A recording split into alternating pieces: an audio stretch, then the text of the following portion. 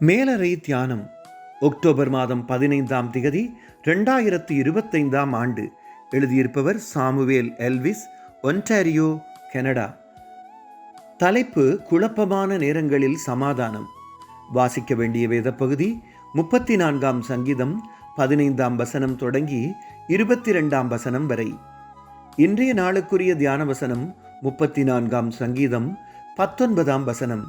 நீதிமானுக்கு வரும் துன்பங்கள் அநேகமாயிருக்கும், கர்த்தர் அவைகள் எல்லாவற்றிலும் நின்று அவனை விடுவிப்பார். ஆபத்தான ஒரு நோய்க்கிருமி என்னில் காணப்படுவதாக சொல்லப்பட்டதும் பயம் என்னை ஆட்கொண்டது.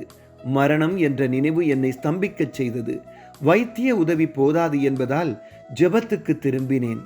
வேதத்தை வாசித்துக் கொண்டிருந்த நேரத்தில் 34ஆம் சங்கீதம் 19ஆம் வசனம் எனக்கு ஆறுதல் தருவதாக இருந்தது. நாட்கள் நிச்சயமும் இல்லை, ஆனாலும் அந்த வாக்கியம் எனது நண்பனாகிவிட்டது. தினமும் நான் ஜெபிக்க ஆரம்பித்தேன்.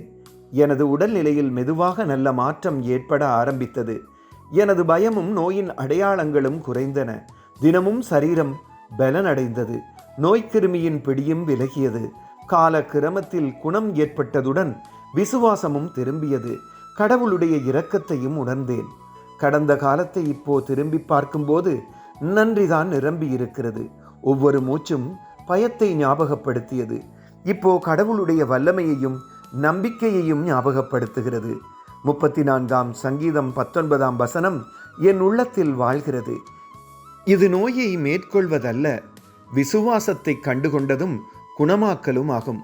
கஷ்டமான காலங்களில் விசுவாசமும் ஜெபமும் வழிநடத்தும் ஒளியாக இருக்கிறது. அது என்னை இருளில் இருந்து புது வாழ்வுக்கு இழுத்தெடுத்த கயிறு போல இருக்கிறது. ஜெபம்.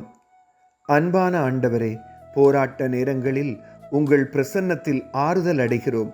எங்கள் அழுகையை கேட்டு எம்மை மீட்டு எமது அடைக்கலமாவதற்கு நன்றி.